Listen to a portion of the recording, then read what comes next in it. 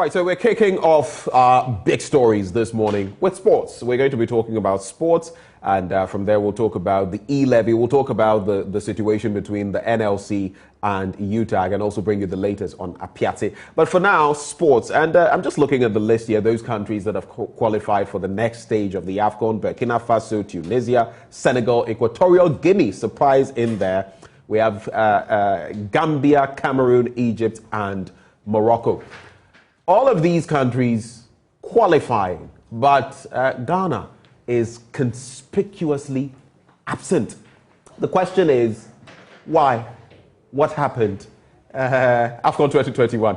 Well, we'll be finding out from some members of parliament, but joining me in the studio now, Muftao Nabila Abdullahi, who has this smile. Is it mischief or is it, what is it that you're wearing? You said the Black Stars is conspicuously missing, and I'm wondering why they are conspicuously missing.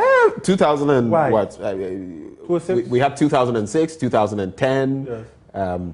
All of these periods, we've been pretty consistent. I mean, this time Group E, we are at the bottom of the log with 1 point, losing to the Comoros. Between 2008 and 2017, Ghana had its best ever run in the history of the African Cup of Nations. In a period of 9 years. In a period of 9 years. More than any other country. The Black Stars they were in the semi-final consistently. But since 2019, the fortunes of the national team has been dropping. I'll not just say. And that is 2014 after the World Cup in Brazil? No, after the World Cup, we actually made it to the final of the AFCON. Yes, indeed. We made it to the semi-final of the next edition, 2017, which was in Gabon. So it's not been pretty bad. It's not been pretty bad, but since 2018, when we failed to qualify for the FIFA World Cup, that Black Stars has since struggled. 2019, round of 16, 2022, we exited at a group stage. The question is, can we qualify for that of Ivory Coast 2023? It's a big question that we need to answer. I know the Ghana FA. Wow, even for the AFCON, it's now dicey whether we can even qualify. Because look, you can't take any country for granted anymore. Look at what Equatorial Guinea is doing. See what they did to us. The Comoros, look at what they are doing. And how they performed against even the host nation, Cameroon, with 10 men.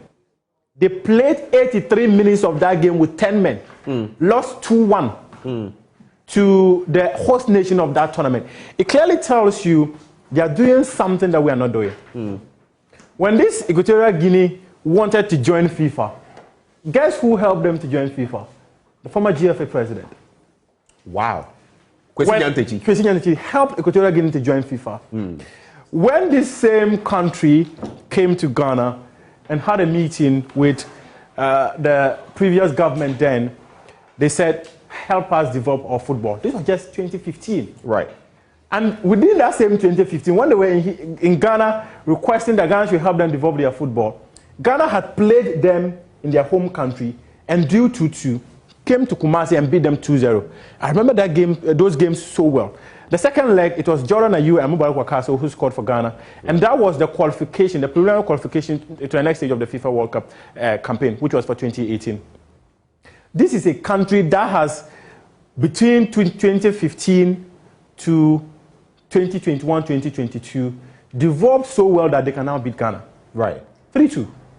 Deny Ghana a ticket to qualify. Ghana actually needed a draw to qualify to the next stage of that tournament. I mean, the Comoros, for example, proceeded in the AFCON 2021 at our expense. Yes. By beating us. I mean, all we had to do, I think we just needed a draw with them. And we couldn't even manage that. So it tells you about how the fall from grace has been for the Black Stars. But I want us to look at this carefully.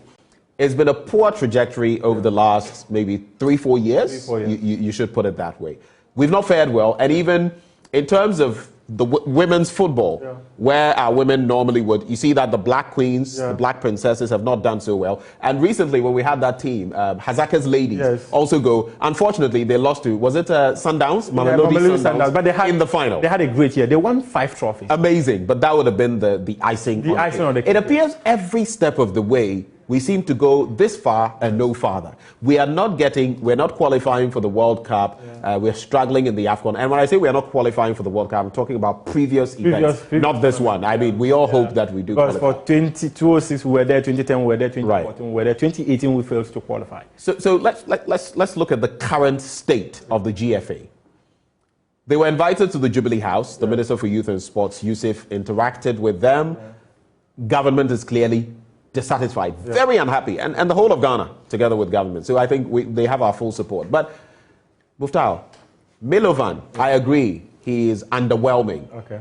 But letting him go at this point, good or bad move? And what's this about his being offered $270,000 and initially rejecting it? Like, what was he after? He can't even reject. If you give him $270,000 and he refuses and then he decides to go to FIFA, he can't win it.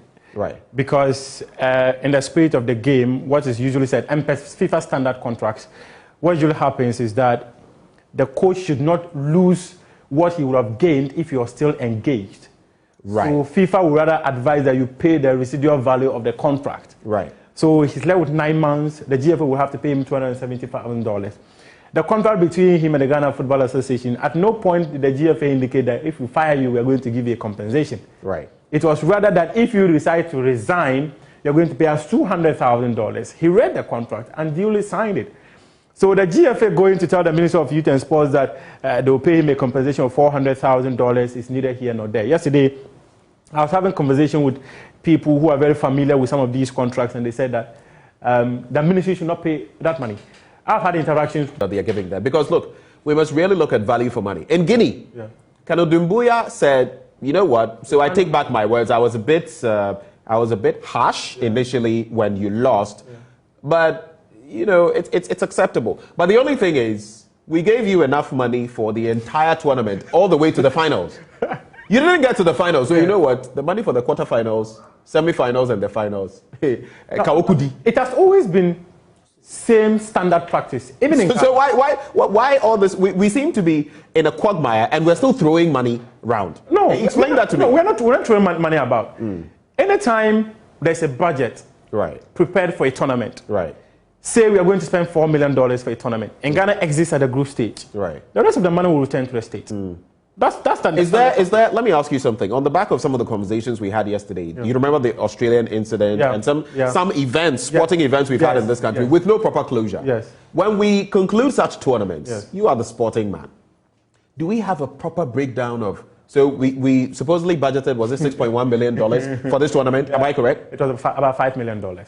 About $5 million, and even the prize money for the tournament is about $5 million. But let's get into that. Hold on. Let's even forget about that. So we budgeted. When we come back like we have now, do we have a breakdown? You know what? This is what the technical team, and this is what the team, whatever bonuses, this is what went into it. This is what we budgeted for the full haul.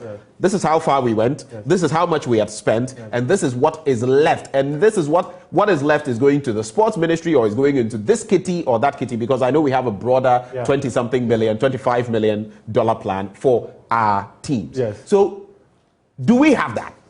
Sometimes it happens, other times it doesn't. The interesting thing is that I remember the 2019 African Cup of Nations, when we came back from that tournament, the then Minister of Youth and Sports, Isaac Isiama, was on the floor of Parliament, and he gave us an idea about how much they spend for accommodation, for feeding and all that. But there were other interesting things that he said that he goofed, where he said that FIFA and CAF organized excursions for fans that went to the tournament and all that, and gave some kind of figures that never made sense, because I'm wondering how FIFA and CAF will organize excursions for supporters who have gone there to watch a tournament. But he did give us an idea about how much was spent at every step all the way to Ghana's exit from the round of 16 of that tournament. So oftentimes we have that, other times we don't. And this is where Parliament needs to come in.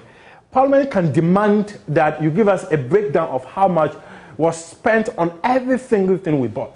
I have an idea about how much we spent in the 2019 African Cup of Nations, even to the extent that the Ghanaian embassy in Egypt is chasing the Ministry of Youth and Sports, demanding over $300,000 that they use that money to get accommodation for supporters. If I tell you how they arrived at that figure, you'll be really shocked. Tell us briefly. Put it in it's quite critical, because people who are supposed to be working in the interest of the state are working and demanding at least 10-15% commission. That's how sometimes the figures often shoot up. Imagine the embassy in Egypt, which is supposed to work in the interest of the country, ensure that we have accommodation for supporters who are there to watch football, saying that they need like 10% commission for administrative expenses and other stuff. They were quite surprising, some of the things I heard, and some of the figures I had the pleasure of going through. They were quite surprising to go through such things. But you asked an earlier question that I did not answer before we moved. You asked about the sacking of Milo, whether it is the right thing or the wrong thing to do. Sometimes in football, there isn't a right or wrong time to sack a coach. The coaches are hired to be fired. CK Akuno was fired on September 13. Ghana had a game to be played within the next 2 months, which was in November. Indeed, it was even October. He was fired in September. Milo was confirmed on September 24 by the Ghana Football Association. Then, as early as 11th October, Milo played his first game as head coach of the Black Stars. So, if the GFA decides to part company with him now, whoever is coming in have got about a month to prepare for the next round of the World Cup qualifiers against Nigeria. And the people they are looking at have a clear idea about the team because they've been around the team for a while. You are looking at the picture. They're also looking at someone like Ibrahim Tanko. He's been with the team for between 2017 and 2019. So he also has a clear picture. Even till 2020, he has a clear picture of the Black Stars. Anytime he's given the opportunity to lead the Black Stars, he knows the players that he can invite to help the national cause. At this point, what Joy Sports have picked up is that the GFA wants to go to Germany to engage Otto Addo. They are not sure Otto Addo will accept the job in the interim basis because of his engagement with Dortmund. So they want to have an extensive conversation with him.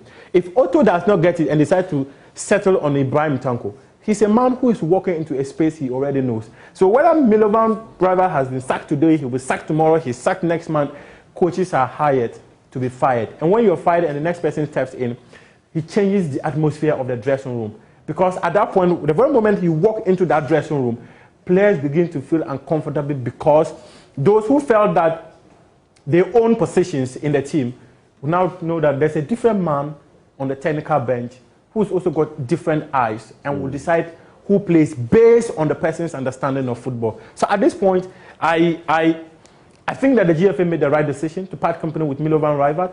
If you look at the Black Stars' performance at the African Cup of Nations, you are definitely going to put it at the doorsteps of the coach because the parting ways with Milovan Rajevac is the best thing for us at this juncture. He told the management committee, some members of the management committee and the technical team something, that the team needs to go through what he described as mental surgery. And that mental surgery, he says that most of the players feel that in the presence of others, they can't perform. Because there's the belief that there's spiritual things happening within the team and all that. So the team should go superstition. Right. So the team should go through what he describes as mental surgery. I've heard, is it Kudus or someone like that say that, the Kudus story is quite an interesting one because there are claims just briefly, very briefly. Yeah, there are claims that he was sacrificed for the game against South Africa and all that. That have raised so many questions.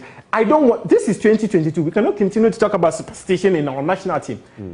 It goes beyond the previous success of the team. Why did we not win? Moving forward, now the technical team has basically been disbanded. Yes. Moving forward, what are we going to be doing between now and the World Cup qualifier with Nigeria? What are the sort of steps? I know Parliament is probing the matter as well. I'll get into it with Parliament have always probed matters, even when the team got to the semi-final stage of the tournament, went to the final. Why did we not win? I am yet to see a concrete report put together by Parliament that says that these are our findings. This is why we couldn't win the tournament. Until such a time they are able to put together a concrete document spelling out problems that have led to Ghana's failures at the African Cup of Nations, trust me, these exercises will always continue to be exercises in futility. Muftau, thank you very much for joining us for this belt of the conversation. And you've painted quite a picture. We'll segue into what Parliament will be doing. And let me quickly introduce our guest this morning. We have the Member of Parliament for South Dai, Roxton Nelson Dafiamepo. I'm sure you can see his handsome face. It's buga buga when we meet. It's always fireworks when we meet. But today you seem to be in a bit of a sober. We are calm. You are calm, eh? Ayo. So we'll get into the conversation with him. We'll also speak to the Member of Parliament for Inshiayeso, Dr. Stephen Amwa. He will join the conversation later on. You know, the seas always come after the storm. The sea is always calm after the storm. So which one is coming first? Has the storm come already? The storm came already. Okay. That was the fisticuffs.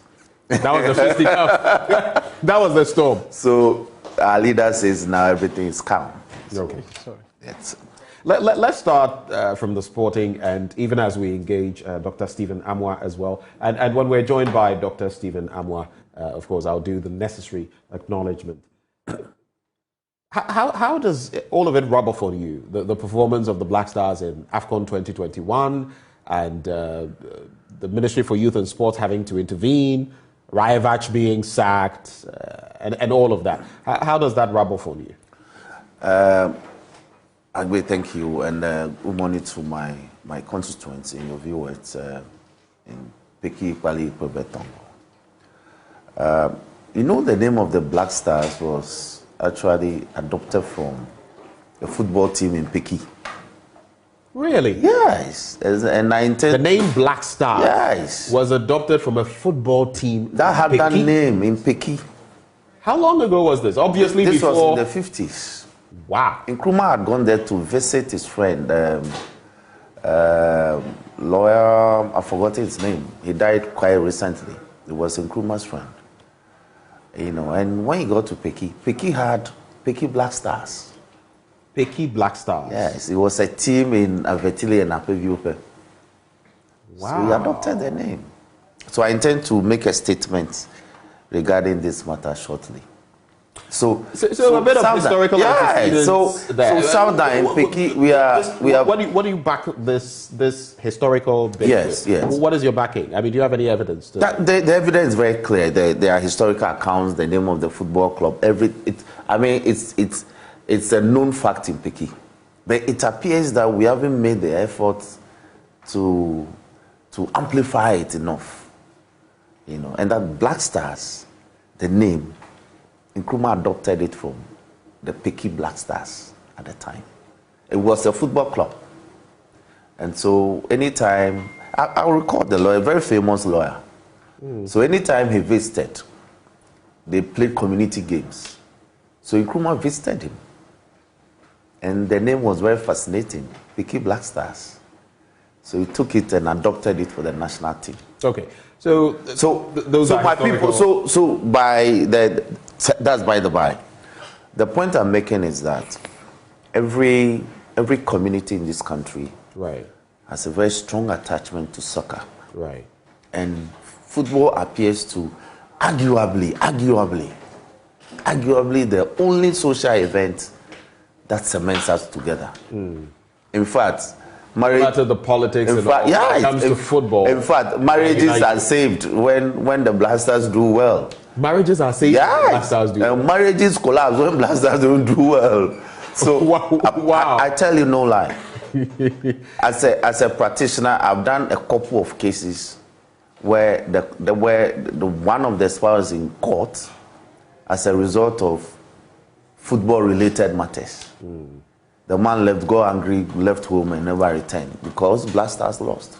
I think that time was it like also World Cup or something. It hasn't returned. It was one of the grounds, abandonment. Wow. Of course, in law. Yes. The man abandoned his matrimonial home because of football. This is interesting. Yes, they never go back, and the other spouse, the woman obviously had to go to court. And of course, we plead, in our petition, we had to plead that fact. And she led evidence regarding it. So, football is such an important social cementing event. And yesterday, even in Parliament, when the ranking member on the sports committee, the Honorable Yumi, when he made the statement and the contribution from members, it tells you something. It was feisty in Parliament, as far as that was concerned. People were sober. People were sober. I mean, in fact, I had the opportunity to contribute. I mentioned the fact that, look, time was when we had Milo games. That was unneffing talent for us. We no longer have Milo games. I recall in Maoli school, we could travel to Kumasi and go and play Opukuwari as regional champions. They too were Ashanti regional champions. That was how. I mean, the code system and the entire and I'll get that there. led Yes, to, and the code system back then, when dead. in the 90s we were winning global trophies. When we were growing up It's in no Lagos longer town extant. here, we had great Farcos. My brother and his friend Kamaru, they were in charge of Farcos. And Farcos or never Bedi, a lot of people didn't know. Oh, wow. Yes, great Farcos. Yes, before he went to, I think, Tamale Real Secondary Tamale School. United. Yeah, no, he went to secondary school first. They were in Alajo here. He was playing great Farcos in Lagos town. Those are you walk to Indafa Park, even Alajo Park here and play the games. You know, so, but we have destroyed our coach system. And now, when it's time to pick players for the Black Stars, we are forced to go and pick players based in Europe. I made the point yesterday that Europe now they are in winter. We are in winter. We experience very humid climate here. You go and pick players who are playing, whose season are run into winter, to come and play in a very humid temperature. They won't do well. These are scientific facts. They won't do well. So we should have. What are you proposing? We should have used more of local. Exactly. players. Meanwhile, we are destroying the local league. The quality is dwindling. Why? Because now academies are built purposely to produce talents meant for European clubs. We are not feeding our local leagues with our talent. It's all about the money. It's all about the money now. The time was when players are called out for the Black Stars. They call it the national team call-up. You could see as many as 50-something players. Those, the goalkeeping division, the defense, midfield, then the striking. So many players. Then they did what was called the justifier. So you go and justify, at the end of the day, a 25-man team will be selected. We don't do that anymore.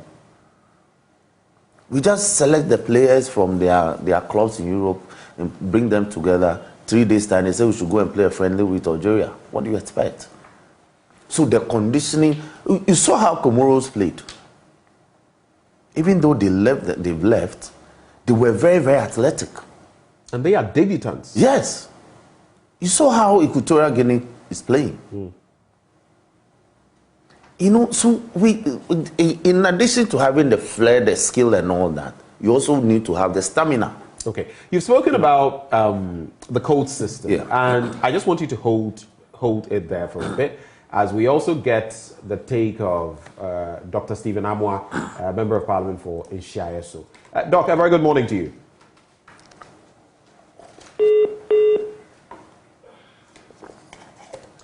We will reconnect with Dr. Amwa. Yeah, so get into it. I just wanted his take as well about how we ended it. So yesterday there was different sets of opinion on the matter. But like it happened before. You recall when we went to Egypt, and the same ranking member who did this yesterday also raised the issue of expenditure. You recall the then Minister for Sports, the Siama, mentioned a lot of amount of money they spent on. So we need to have a holistic review of our structure of the national teams, right from the under 17 up to the senior national team. How they are managed, how they are funded, and the coaching system. The coaching, do we have a combination of a foreign coach and a local-based coach? Right. Do we have that as a nation? Local or foreign and all of that. I'll get your take on that. I'll ask you about how you feel about Rajevac and his exiting, and whether moving forward, even for the qualifier to the World Cup, we should do a local coach. But let me welcome back Dr. Stephen Amwa. A very good morning to you, sir. Good morning, sir. Thank you so much for joining the conversation. Of course, Member of Parliament for Inshiayeso constituency. It's a pleasure having me on your prestigious platform. Right. We're talking right before we get into the conversation on the e-levy, which is mainly why you are here. I know you're also passionate about the Black Stars, and we're just getting a bit of a history lesson as your colleague Roxanne Nelson Dafiamepo was telling us about the Picky Black Stars, from which the Ghana Black Stars got their name in the Nkrumah period. But what do you make of how the fortunes of the Black Stars have dwindled, especially in AFCON 2021, and now the exit of coach Milovan Rajevac? From where you sit, as Parliament probes this matter? What do you want to see? Okay, thank you very much. And my regards to our listeners this very morning. Right. In the first place, I have also... Hello, Doc, are you still there? Can you hear me? Do we have Dr. Stephen Amoah? Okay.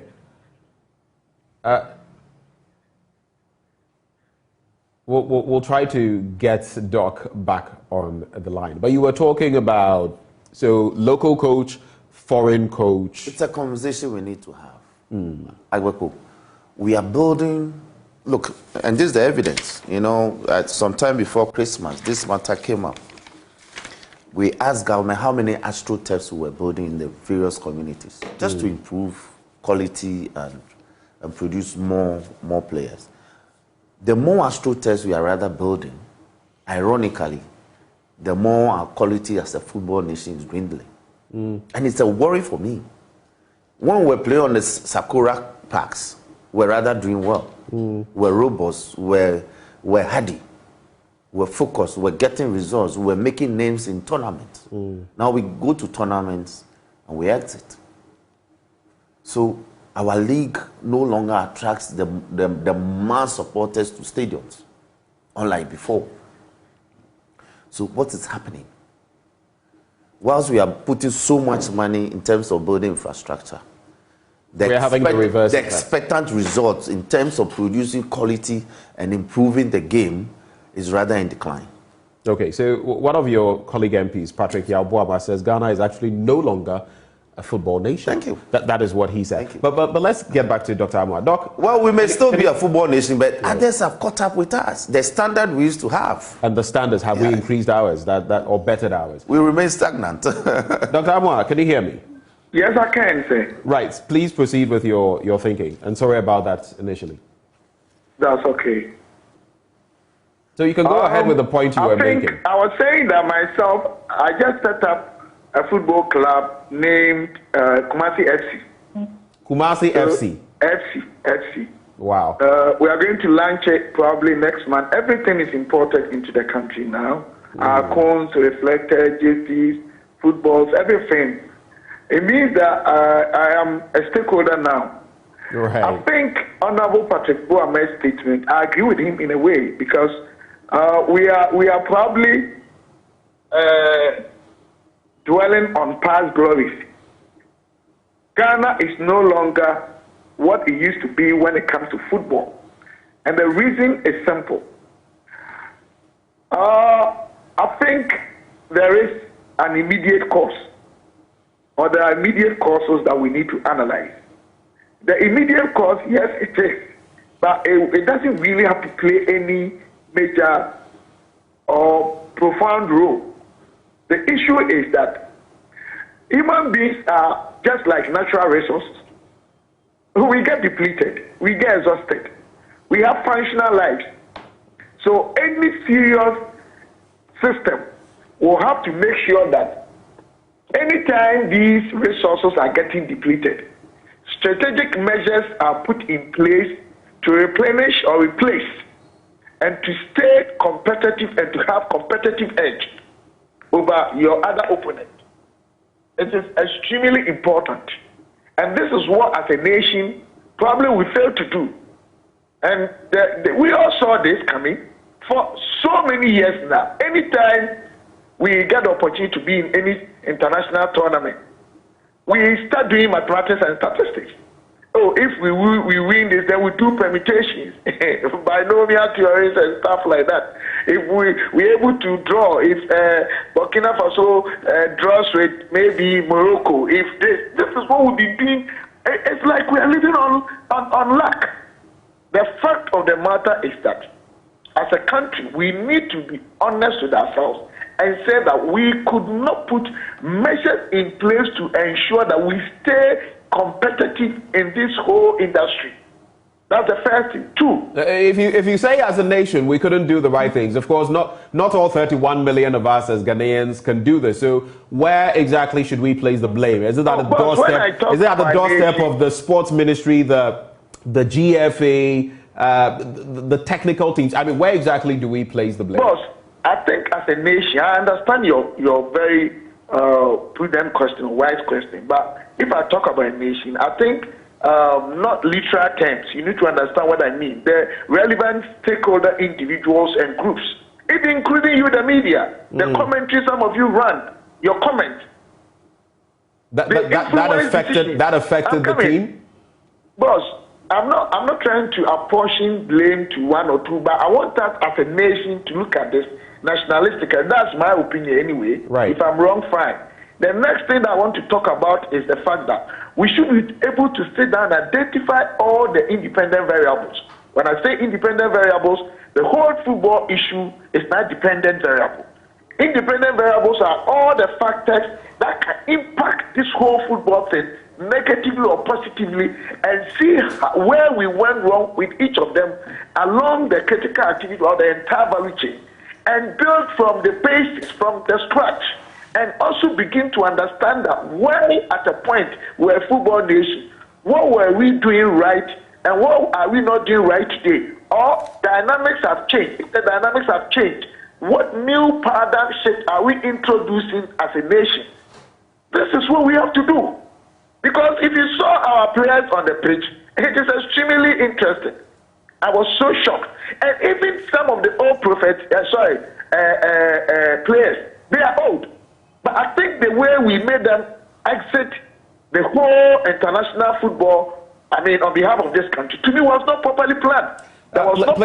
Players like whom? Are you talking of the Asamoahs? Are you talking about maybe Suleiman Tari and the like? Sometimes they may, some of the developed countries, what they do is that at least they pick 2, 3, that will be around, not even necessarily playing, 90 minutes or even playing at all, but they impact the junior. You remember Roger Miller? Right. Roger Miller was about 40 years. 40 plus. People have seen it. He has scoring abilities. Apart from that, I'm sure he was impacting them. So I think as a country, we need to accept the fact that when it comes to this area, we haven't done well over the years. What can we do to rebuild this whole team from scratch? And we need to look at some of the national activities. You know, they were having inter-schools. And we had players like, they were from, first they joined Kotoko, somewhere from Ahmadiyya Secondary School, say to jump from Kumasi, so I could name them. I'm sure Greater Accra, they had, yes. A lot of these players were playing for the secondary schools. Right. And those days, Opokuware, Oti, Ahmadiyya, Oti, so Kumaka, they will meet almost every year and come and see display. This was anything we are having coach teams. I was playing for a team called Rangers. And I was just very small boy. I was just a small boy.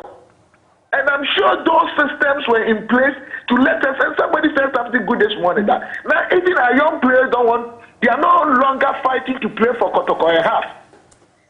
Unlike Affect, who were playing football, before I get onto the pitch, they will call me Tony Ebua. They will call this person Domote. They will call this person Abedi Pele. This is what was happening. All these things are getting missing. So I beg all of you, let us all understand the fact that the needed stakeholder groups and individuals should come on board. This one, it shouldn't be a party or a system or one person. As a nation, let us accept that we have failed, not only the coach alone. If you go to war and you're using Tiabofre and your opponents are now using AK-47 and co, you cannot blame the commander or the captain. So as a nation, we need to rebuild this whole football team or whatever from the scratch. And we should also be careful the kind of information, some piece of information that we divulge to the world. Because some of the decisions of even officiating bodies, if you're very smart, you realize that they were very stern with Ghana. They were very stern with Ghana. Every country has issues. Yes, Debia or Akrabonena or Cinema Mentuma at the Hatabonte. It's not everything that as a country other people should behave like they are so perfect, they are angels. Even in the developed Italy, what did they happen in Italy? They all do a lot of football, whether Doc, they are good or not. Doc, the point has been made. I mean, from both of you are reflecting the fact that the coach system or the youth systems that brought up the likes of Audu Isaka way back are no longer there, and Exactly. we're bleeding as a result in terms of our footballing capacity or abilities. But as this probe, I just want us to move past this bit of the conversation. As this probe, this parliamentary probe, is set to take place, what are your expectations in less than a minute, if you can? And I'll come to you, Roxanne, as well, for saying in less than a minute, and then we'll talk about the e-levy. I'm expecting three things. One, they should be able to do very independent, holistic, without any individual or group interest, investigation or probe, and help Ghana to identify the core independent variable, the causes.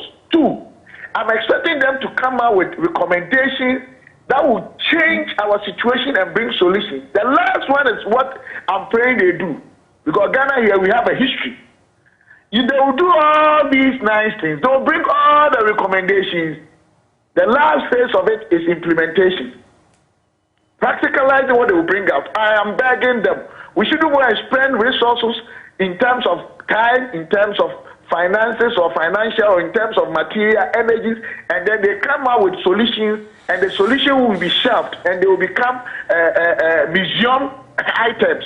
Right. We should be able to implement whatever solution they bring out and make sure that we do impact assessment, impact analysis year after year, and see that what we plan to do, we are on course. It is very important. Okay. Hold it right there for me, Doc, just for about a minute as Roxanne also comes through with a stake. What should what are your expectations, Roxanne, in terms of this parliamentary probe? Now, it should be bipartisan. It should be focusing on the long term. But more importantly, it should be focusing on the immediate term review. What am I saying? What I'm saying is that we have a World Cup qualifier playoff with Nigeria. So in the immediate term? Yes. In the immediate term, that should be our focus. We should be able to win that game and qualify. Right. Then when we qualify for Doha, then we can take steps to put our house in order before we get to Doha. Right. Because qualifying for the World Cup perhaps is the only thing. It's the only thing that will assuage the concerns. Just a quick one before I go back to Dr. Amwa. So do you think in this instance, should we opt for a local coach or maybe someone like Otuado who is coming from Germany? Or should we go for another? For me, it's immaterial. A coach that will take us to the World Cup, that will qualify us to the World Cup is what I want. We can go back to CK. Right. After all, we can go back to CK. After all, we went back for Ryback. Right. We need somebody. And we went back for Kwesi Appiah. Exactly. Who, when he comes back, he can have the spirit of the team back. Okay, point well made. Hold it right there. Sticker, right before Dr. Stephen Amwa, my apologies to you. We all call you that. No, the sticker is okay. The sticker, I love it. You can call me any name. That was a slip. Thank you for being so charitable. I said we were going to the e-levy, but the final point. So do you think to qualify us to Qatar, would you opt for a local coach or a foreign one? I agree with my brother Roxton. Anything that will help us qualify and go and put up very splendid performance that will lift the image and the reputation of our country, I'm in for it. If it's a local coach and he can do it, why not? If it's a foreign coach and he can do it, why not? But what I don't agree is that a foreign coach will take maybe just a figure, $40,000 a month, and a local coach will take 10,000. I mean, why are we doing this to ourselves? Right. So the parity should be there. Or is what? Right. Very, very important point you've made. I mean, if we're going to use them, then we might as well respect them and treat them same. So thank you both so much for your sharing your thoughts on this matter. But let's get into